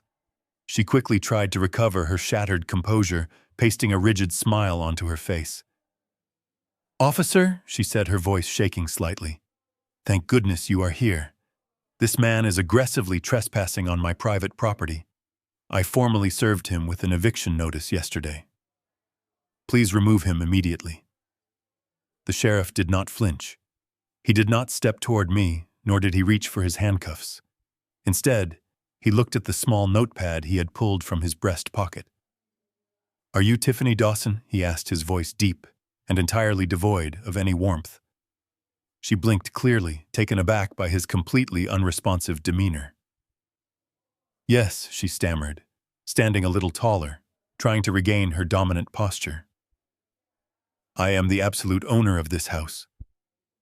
The deputy reached out and gently took the thick red folder from under my arm. He walked slowly around the edge of the sparkling pool, his heavy boots echoing on the stone pavers, until he stood directly in front of her. He extended his arm, holding the heavy folder out. "I am here to formally serve you with these legal documents on behalf of the primary lien holder," the deputy stated firmly. "Please take the file." Tiffany stared at the red folder as if it were a live grenade. She slowly reached out her trembling hand and took it. Her eyes darted wildly from the deputy back over to me, searching for some logical explanation. "What exactly is this?" she whispered, her voice barely carrying over the gentle rippling of the pool water. This was my moment. The exact moment I had sacrificed my own peace to orchestrate. I stepped forward, closing the distance between us, commanding the expansive backyard space with absolute authority. I looked her dead in the eye, making sure my voice carried to every single guest standing in the suffocating silence. "You wanted me out of your house, Tiffany," I announced loudly, letting the words ring out like a bell. "You wanted to aggressively kick me to the curb and parade your fake wealth in front of your friends. Fine. I accept your eviction. But you forgot one incredibly important thing. I am the bank." A collective gasp rippled through the crowd of wealthy onlookers. Whispers erupted instantly, but I held up my hand and the yard fell completely silent once again. "When I handed you and Brad $500,000 3 years ago, I did not just give you a generous gift," I continued, my tone sharp and unforgiving. "I executed a formal promissory note and a registered deed of trust. I hold the primary mortgage on this entire property. And buried inside that legal contract is a strict owner occupancy and good faith clause. By formally handing me a 30-day notice to quit yesterday morning, you committed a hostile breach of our agreement." Tiffany ripped open the red folder, her eyes frantically scanning the dense legal text printed on the crisp white pages. Her breath hitched in her throat as the devastating reality of the bold legal jargon finally broke through her thick layers of arrogance. "You violated the core mortgage terms," I declared, stepping even closer so she could truly feel the immense weight of my presence. "That breach immediately triggers the acceleration clause of the private loan. You now owe me the full $500,000 in exactly 7 days, or this entire house goes straight to a public foreclosure auction." The champagne flute slipped from her numb fingers and shattered violently against the hard stone patio. The expensive liquid pooled around her designer shoes, completely ignored. "No," she gasped, shaking her head in frantic denial, her perfect facade crumbling. "You cannot do this. We legally own this house. My name is on the official deed." "Your name is on a deed that is entirely chained to my money," I corrected her coldly. "And you just broke the chain. You thought I was just a clueless, dependent old man you could casually manipulate and discard. You thought you could secretly plot to steal my retirement fund to pay off your deadbeat brother's violent loan sharks, and I would just quietly disappear into a state-run nursing home." I watched the faces of her 50 guests physically recoil in absolute horror. The superficial friends she had so desperately tried to impress were now staring at her with profound disgust. I had just laid her darkest secrets completely bare in front of her entire high society circle. I saw Cody quietly slip out the back gate, abandoning her. Brad finally broke through the stunned crowd, his face ashen, looking exactly like a man walking to the gallows. "Dad, please," he begged, his voice cracking with pure desperation. "We can talk about this inside. We can tear up the eviction notice. We can just go back to the way things were." I turned my gaze to my son, feeling a brief pang of sorrow before the icy resolve completely took over. "There is no going back, Brad," I said firmly. "You made your final choice when you raised a glass of champagne to celebrate my institutionalization. You willingly stood by while your wife tried to rob me blind. I gave you every opportunity to be a good man, and you chose to be a coward." The deputy stepped back, indicating his official duty was complete. "You have exactly 1 week to produce a certified bank draft for $500,000, I stated, turning my back on them. The heavy silence hanging over the backyard was suddenly broken by a sharp, brittle sound. It was Tiffany. She was laughing. It was not a genuine laugh, but a high, desperate cackle that grated against the quiet tension of the afternoon. She turned away from the red folder, plastering that familiar condescending smile back onto her face as she looked around at her stunned guests. "Oh, please, do not look so worried, everyone," she announced, waving her hand dismissively as if swatting away an annoying insect. "This is just a pathetic, desperate prank. My father-in-law has been struggling with his mental health lately. He is just confused. He probably went online and printed out some fake legal forms to scare us. because he is upset about having to move into a proper care facility. She walked over to her closest friend, placing a reassuring hand on the woman's shoulder. I am so sorry you all had to witness this little episode. Tiffany continued raising her voice to ensure the entire yard heard her spin the narrative. Brad and I are the sole owners of this property. We have the actual deed. This piece of paper means absolutely nothing. It is just the sad, desperate acting out of an old man who does not know how to let go. Now please let us get back to the music. The Wagyu is probably getting cold. She aggressively gestured for the nervous catering manager to quickly turn the loud club music back on, but the manager just stood completely frozen, staring at the imposing figure stepping through the wooden gate. I had not come to this party alone. Walking with measured, confident steps right behind the sheriff was Jonathan Pierce. He wore an immaculate charcoal suit that looked entirely out of place at a backyard barbecue, but perfectly suited for a legal execution. He stopped beside me, adjusting his silver tie, his sharp eyes locking onto Tiffany with the cold precision of a predator. I assure you, Mrs. Dawson, this is not a prank, Jonathan said, his voice smooth, resonant, and effortlessly carrying the unquestionable weight of authority. And I strongly suggest you stop lying to your guests before you make your impending bankruptcy even more embarrassing. Tiffany took a step back, her fake smile completely collapsing. Who the hell are you? She demanded, her voice trembling again. Jonathan reached into his tailored jacket and produced a crisp business card, holding it up for the closest guests to see. My name is Jonathan Pierce, he stated clearly. I am a senior partner at Pierce & Vance Real Estate Law. I am the attorney who personally drafted the legal framework for this entire property transaction 3 years ago. The document you are currently holding in your shaking hands is a fully registered deed of trust, officially recorded with the county clerk. It is an ironclad legal instrument. My client, Richard Dawson, holds the primary lien on this estate. You do not own this house free and clear. You simply hold the title subject completely to his private mortgage. Jonathan paused, letting the heavy legal reality sink into the minds of everyone present. And because you foolishly decided to serve your primary lender with a hostile eviction notice. He continued, his tone dripping with professional disdain. You have materially breached the contract. The acceleration clause is now active. This document is a formal notice of foreclosure. If you do not wire $500,000 to my firm by the close of business next Friday, the locks will be changed and you will be physically removed from the premises. Tiffany looked down at the red folder, her chest heaving as she finally realized the inescapable trap she had walked right into.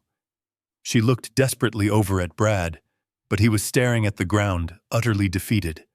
I took one final step forward, invading her space, making sure she felt the full crushing weight of her own arrogance. Oh, and Tiffany, I added, my voice dropping to a low conversational tone that somehow felt infinitely more threatening than a shout. There is one more little detail you should probably know before you start packing your bags. She looked up at me, her eyes wide with fresh panic, waiting for the final blow. My private limited liability company owns the exact parcel of land that your long asphalt driveway is built upon, I explained slowly, enunciating every single word. I own the asphalt. I own the gate. I own the only physical access point to this property. So starting tomorrow morning, you no longer have my permission to use my land. If you are not completely moved out by next week, I am bringing my heavy excavator down here to rip up the entire paved driveway. Have fun parking your leased Range Rover in the mud. The absolute crushing finality of my spoken words hung heavily in the still air. Her beautiful, expensive illusion was completely shattered forever. The guests who had spent the entire afternoon drinking her champagne and praising her fake lifestyle began to step away from her as if she were carrying a contagious disease. No one wants to be associated with a sinking ship, especially not people whose entire lives are built on appearances. The wealthy women in designer dresses began quietly picking up their expensive purses. The men set their drinks down on the tables and started heading quickly toward the side gate. There were no goodbyes. There were no sympathetic hugs. They were simply leaving in droves, practically running away from the humiliating spectacle of Tiffany's total financial destruction.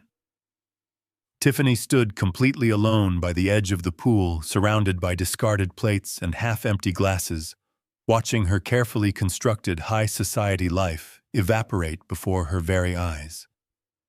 The sheriff tipped his hat slightly in my direction, signaling that the civil standby was effectively concluded.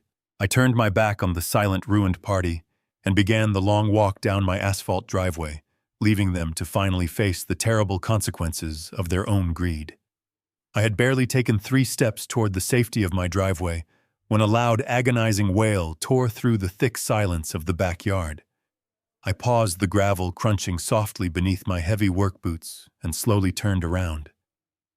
The last few lingering guests were rushing through the side gates, eager to escape the radioactive fallout of the afternoon. Only the core of the disaster remained by the edge of the sparkling swimming pool. Brad had physically collapsed. He dropped straight down onto the hard stone patio, his knees slamming directly into the sharp, scattered shards of Tiffany's shattered champagne glass. He did not seem to feel the physical pain. His hands were desperately clutching the sides of his head, his chest heaving with violent, uncontrollable sobs.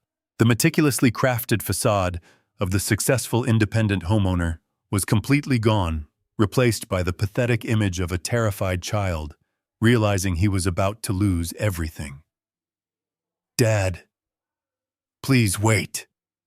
Brad choked out, his voice thick with mucus and raw panic. He crawled forward a few inches, his designer slacks soaking up the spilled wine and muddy water from the pool deck. "You cannot do this to me. You cannot take my home away. I never wanted any of this to happen. It was all her idea." He pointed a trembling, accusatory finger directly at his wife, throwing her completely under the heavy wheels of the consequences. She was the one who drafted the eviction notice. She was the one who found the corrupt doctor to fake the psychiatric evaluation. She manipulated me, Dad. She told me we were going to lose the house if we did not get your money. I was just trying to protect my family. Please, you have to forgive me. I am your son." Tiffany stared at the man kneeling on the ground, her initial shock rapidly boiling over into a feral, unhinged rage. Her face contorted into a mask of pure disgust. The elegant, sophisticated hostess vanished completely, replaced by a cornered, vicious animal. "You spineless, pathetic coward!" she shrieked, her voice scraping against the stone walls of the expensive house. "How dare you blame me for this disaster? You are the one who happily signed the forged power of attorney. You are the one who stood in the kitchen and drank champagne while we planned it all out. You could not even provide a decent life for your own wife and child without begging your daddy for a massive handout. You are not a real man, Brad. You are just a weak, pathetic little boy who let his ancient father ruin our perfect lives." Her venomous words struck him like physical blows, but Brad was too broken to fight back. He just stayed on his knees, weeping loudly into his hands, the beautiful marriage they had so proudly paraded around, completely dissolving into a toxic puddle of mutual hatred right before my eyes. The sheer ugliness of their true nature was fully exposed, stripping away any lingering doubt I might have harbored about my decision. Suddenly, heavy footsteps pounded against the wooden deck. Cody, who had been quietly lurking near the outdoor kitchen, realized that his golden ticket to safety was evaporating. The $75,000 he desperately needed to pay off his violent loan sharks was now securely locked away behind Jonathan Pierce's impenetrable legal wall. Panic and anger flared in his bloodshot eyes. He shoved a heavy patio chair out of his way and lunged toward me, his fists tightly clenched, his posture radiating pure violence. "You smug old bastard," Cody growled, his face turning a dangerous shade of red as he aggressively closed the distance between us. "You think you can just march in here and ruin everything? I will beat the life right out of you before I let you take that money away from my sister." He took one more threatening step, but he never got the chance to raise his hands. The sheriff moved with terrifying, practiced speed. The tall deputy stepped seamlessly between me and the approaching threat, his heavy boots planting firmly onto the stone patio. His right hand dropped instantly to his utility belt, unsnapping the heavy leather holster and gripping the bright yellow handle of his taser. "That is far enough, son," the deputy commanded, his voice rumbling, like distant thunder, carrying an absolute promise of immediate painful violence. "You take one more step toward this man, and I guarantee you will wake up in the back of my patrol cruiser with 50,000 volts running through your system. Back off right now." Cody froze his chest, heaving, as he stared at the uncompromising wall of law enforcement standing in his path. The violent bravado slowly drained out of him completely, replaced by the stark realization that he was entirely outmatched. He raised his hands in a gesture of surrender, backing away slowly until he bumped into the outdoor bar. He looked at Tiffany, then at Brad, and finally spat on the ground in utter disgust before turning and practically running toward the side gate, entirely abandoning his sister here to face the music alone. The sudden surge of adrenaline faded, leaving the backyard bathed in a cold, hollow silence. Only the gentle hum of the pool filter and Brad's ragged breathing remained. I stood there looking down at the broken man crying on the patio. Seeing him in pain once broke my heart, but the man looking back at him now was completely empty. I felt absolutely zero emotion. There was no pity. There was no anger. There was just the cold calculus of a closed account. I stepped forward, my shadow falling over his kneeling form. Brad slowly looked up at me, his eyes red and swollen. "You made your bed, Brad," I said, my voice quiet, steady, and devastatingly final. "Now pay the mortgage." I did not wait for his response. I just walked away, leaving them in the ruins of their ruined party. The 7 days that followed were a masterclass in absolute desperation. I did not return to the property during that week, choosing instead to remain safely in the comfort of my rented penthouse. Through the hidden cameras I had installed, I watched their entire world rapidly collapse piece by piece. Tiffany spent the first 2 full days aggressively calling every single major bank and local credit union in the greater Charlotte area. I watched her sit at that expensive marble kitchen island, her manicured fingers trembling as she dialed number after number. She tried to charm the loan officers, playing the role of the wealthy, sophisticated homeowner looking for a quick bridge loan.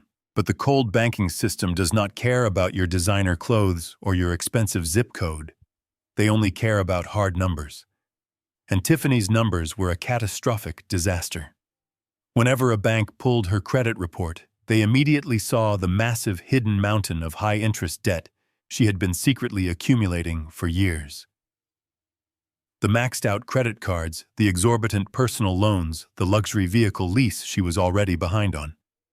They saw a woman completely drowning in reckless financial obligations.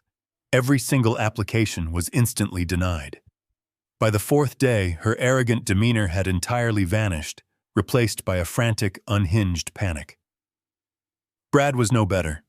He took an emergency leave of absence from his corporate job, spending his days pacing the living room floor like a trapped animal. He tried calling my phone dozens of times, leaving long, tearful voicemails begging for a second chance, pleading with me to stop the impending legal proceedings. I listened to every single message, but I never once pressed the call back button. The time for talking had passed the exact moment they decided to steal my life savings. Cody, true to his parasitic nature, disappeared completely by the 5th day. Realizing there was no money to be squeezed from his sister, and knowing his dangerous loan sharks were rapidly closing in, he packed his dirty duffel bags in the dead of night and fled the state, leaving Tiffany to face the brutal music entirely alone. When the close of business finally arrived on the 7th day, the deadline passed without a single penny being transferred to Jonathan Pierce's legal trust account. The financial default was absolute and legally binding. True to his word, Jonathan moved with ruthless efficiency. The very next morning, he formally filed the foreclosure deed with the county clerk. The massive property officially reverted entirely back to my name. Their equity was completely wiped out. The beautiful house was mine again. 2 days later, the local county sheriff returned to the estate. This time, he did not come alone. He arrived with 2 additional deputies and a thick stack of official eviction orders. I drove my pickup truck down the long asphalt driveway right behind their marked patrol cruisers. I parked near the detached garage and calmly stepped out into the cool morning air. The imposing deputies did not bother knocking gently. They pounded heavily on the grand front oak door until Brad finally opened it, looking completely exhausted and utterly defeated. The sheriff handed him the final paperwork, instructing him that they had exactly 1 hour to gather whatever personal belongings they could carry and vacate the premises immediately. If they stubbornly refused to leave, they would be physically removed in handcuffs and formally arrested for criminal trespass. Watching the absolute reality of their dire situation finally crush them was a profoundly sobering experience. Tiffany shrieked and cried violently, throwing expensive clothes into random bags, loudly cursing my name, cursing Brad, and cursing the stoic deputies who stood silently watching her embarrassing public meltdown. Brad simply moved like a hollow ghost, quietly packing his young son's colorful toys and a few basic daily necessities. I walked up the stone steps and stood quietly on the expansive front porch, leaning against the sturdy wooden railing. I watched as they began hauling their hastily packed belongings out of the front door. There was no expensive moving company waiting to carefully transport their luxurious furniture. There was no brand new Range Rover parked in the driveway, waiting to sweep them away in comfort. The leasing company had efficiently repossessed the luxury vehicle 2 days prior, after Tiffany missed yet another massive payment. In its place sat a dented compact rental car that Brad had desperately secured at the absolute last minute. It was a stark, humiliating downgrade that perfectly mirrored the sudden collapse of their entire fraudulent lifestyle. Tiffany struggled to shove oversized black trash bags filled with her wrinkled designer dresses into the tiny trunk of the cheap vehicle. Her flawless makeup was completely ruined, her face stained with streaks of dark mascara and bitter tears. She refused to even look in my direction, completely consumed by the devastating shame of her absolute ruin. Brad carried the last few cardboard boxes out his shoulders, slumped beneath the crushing weight of his monumental failure. He gently placed his young son into the back seat, making sure the child was secure. Then he paused by the driver's side door and finally looked up at me standing firmly on the porch of the house he had just lost forever. He looked like a man who finally understood the true cost of his own cowardice. I looked back at my only son, my face completely devoid of any sympathy. No apologies were offered. No harsh words were exchanged. The silence stretching between us was absolute, heavy, and unbroken. It was the profound, uncompromising silence of absolute victory. Brad slowly lowered his head, opened the creaking car door, and climbed into the driver's seat. He started the weak engine and drove slowly down the long asphalt driveway. I stood silently on my wide wooden porch and watched the cheap little rental car slowly turn out onto the busy main public road, disappearing completely and finally from my life forever. The silence that settled over the estate after their car vanished from sight was not the heavy, suffocating kind I had endured for the past 3 years. It was a clean, breathable silence. I walked slowly back up the long asphalt driveway, unlocked the heavy oak front door, and stepped into the sprawling foyer. The house was a complete disaster, littered with discarded packing materials, abandoned pieces of cheap furniture they could not fit into the rental car, and the lingering ghosts of their toxic marriage. But underneath the superficial mess, the foundation was still rock solid. I spent the next 2 weeks doing what I have always done best. I put on my worn canvas work pants, grabbed my heavy tools, and got to work repairing the damage. I patched the drywall where Tiffany had hastily ripped down her expensive artwork. I repainted the scuffed hallways with warm, inviting colors. I hired a professional crew to deep clean every single square inch of the marble floors and the expansive kitchen. When I finally called a top-tier real estate agent to list the property, It looked better than the day I had originally purchased it.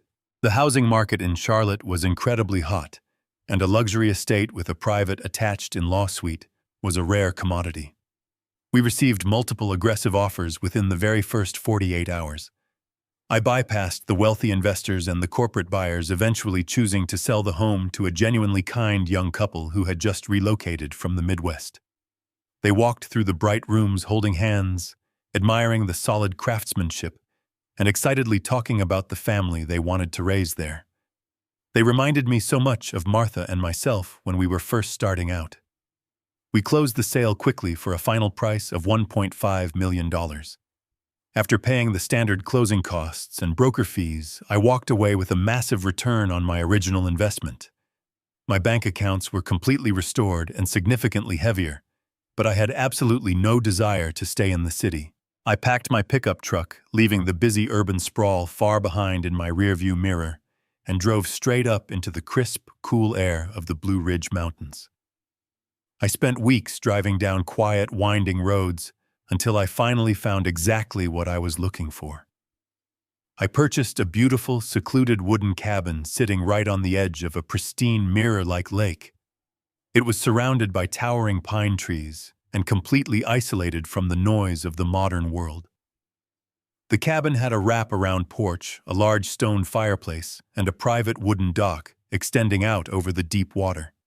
I bought it completely in cash. For the first time in years, I woke up every single morning to the sound of singing birds instead of slammed doors and bitter arguments. I finally had my peace. But before I could completely sever my ties to the past and settle fully into my new mountain life, there was one final piece of business I needed to firmly lock into place. I drove down to Charlotte one last time. I parked my truck and rode the polished elevator up to the 34th floor to meet with Jonathan Pierce. His office radiated that familiar, calculated legal power.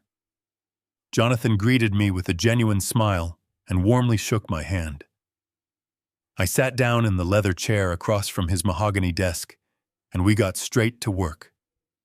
I brought a certified bank draft representing a significant portion of the recent house sale profits. I instructed Jonathan to establish an ironclad, irrevocable trust fund specifically for my young grandson. Even though Brad and Tiffany had destroyed my trust in them, I adamantly refused to let their innocent child suffer the long-term consequences of their profound greed and terrible decisions. Jonathan meticulously drafted the complex trust documents exactly to my rigid specifications. The boy would receive the entire accumulated sum, plus all accrued interest on his 25th birthday. I made absolutely certain that Jonathan inserted the most aggressive legal barriers possible to completely block his parents. Brad and Tiffany were strictly forbidden from ever serving as trustees, financial guardians, or temporary administrators of the account. They could not borrow against it, they could not touch a single dime for educational expenses, and they could not access the money even in the event of a medical emergency. The funds were completely untouchable by anyone except my grandson when he reached adulthood. As I signed the final pages of the heavy trust document securing the boy's future, Jonathan leaned back in his chair and offered an interesting piece of closing news. He informed me that the local authorities had recently raided an illegal underground gambling operation across town. During the raid, they arrested several known loan sharks, along with a desperate man frantically trying to pass forged cashier's checks to cover his massive debts. It was Cody. He was currently sitting in the county jail facing multiple serious felony charges for grand larceny and wire fraud, with no one willing to post his expensive bail. Tiffany's parasitic brother had finally hit the absolute bottom of his downward spiral. I listened to the news with a completely neutral expression, feeling no joy, but certainly no pity. The universe has a remarkably consistent way of balancing its own ledgers. I thanked Jonathan sincerely for his incredible guidance, shook his hand one final time, and walked out of his office.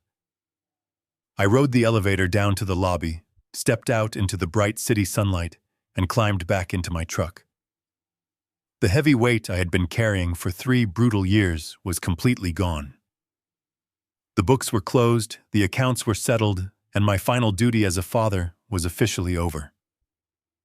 I turned the ignition, pointed my truck back toward the beautiful Blue Ridge Mountains, and drove away. The air up here in the Blue Ridge Mountains is completely different from the heavy, suffocating atmosphere of the city. It has been 6 months since I drove my truck up that winding dirt road and officially claimed this beautiful wooden cabin as my own. The crisp morning breeze coming off the lake carries the fresh scent of pine needles and damp earth, a constant soothing reminder that I am finally free. I walked out of the back door of the cabin this morning, holding a steaming mug of black coffee in one hand and my favorite fishing rod in the other. The wooden planks of my private dock creaked softly under my heavy boots as I made my way to the very edge. I set my coffee down on a sturdy wooden post, baited my hook with practiced precision, and cast the line far out into the calm, glassy water. The quiet splash rippled outward, breaking the perfect reflection of the towering green mountains. I sat down on a comfortable wooden folding chair, leaning back and listening to the absolute silence. It is in these quiet moments that the mind naturally wanders back to the brutal storm I survived. I often think about Martha and the deep promises we made to each other. For a long time, I carried a heavy, painful burden of guilt, wondering if I had completely failed her by walking away from our only child. But looking out at the peaceful water today, I realized that I did exactly what she asked me to do. I did not let the world eat him alive, but I also refused to let him eat me. I protected the legacy of our hard work. People often romanticize the concept of family. Society tells us that because someone shares your genetic code, you owe them an infinite reservoir of forgiveness, no matter how cruelly they treat you. But my experiences over those long, dark 3 years taught me a very different, much harder truth. Blood makes you related, but respect makes you family. A true family does not view you as a disposable financial asset. They do not plot in the shadows to strip you of your legal autonomy. They do not hand you a 30-day eviction notice and expect you to quietly disappear into the night. I lost a son. That is a profound, irreversible tragedy that will always leave a small, quiet ache in my chest. There will be no more shared holiday dinners, no more casual phone calls to check in, and no more watching my grandson grow up from close range. But in exchange for that painful loss, I kept my dignity. I kept my life. And most importantly, I kept my sanity. I refused to be a pathetic victim in my own story. I took back the power they tried to steal, and I built a fortress of absolute peace right here on this quiet mountain lake. The sun slowly climbed higher above the tree line, warming the chill from the mountain air. I watched the red and white plastic bobber float gently on the gentle ripples of the water. I have not caught a single fish all morning, but that does not bother me in the slightest. Fishing was never really about the catch for me anyway. It has always been about the quiet process, the deep patience, and the solitary reflection. I am entirely content to just sit here breathing in the clean air, knowing that my future is completely secure and entirely my own. There are some people out there who might hear my story and harshly judge my actions. Some say I was too harsh. They might argue that a father should always provide endless grace, that bringing the full weight of the law down on my own son was a cruel and vindictive response. They might think that threatening to tear up the asphalt driveway and physically evict them was crossing a line. I hear those hypothetical criticisms, but I completely disagree. I say I just let them read the contract they signed. I merely enforced the legal boundaries they arrogantly chose to cross. They demanded to play a ruthless game of financial survival, and I simply obliged them by playing my hand to the absolute fullest. But I am genuinely curious about your perspective. What would you have done if you found yourself in my heavy work boots? If you discovered your own flesh and blood secretly plotting to lock you away in a state facility just to steal your life savings? Would you have gracefully forgiven them? Would you have quietly packed your bags and surrendered your hard-earned home? Or would you have fought back with every single weapon at your disposal? Let me know in the comments below. I read every single one of them, and I truly value the community we are building here. Thank you for taking the time to listen to my story today. It is not an easy tale to tell, but it is an important one. If there is one crucial lesson I want you to take away from my experience, it is this. Stay strong and never let anyone tell you that you are just an old man who does not know better. Wisdom does not automatically expire when your hair turns gray. Your years of hard work, your sharp intuition, and your inherent human dignity demand absolute respect.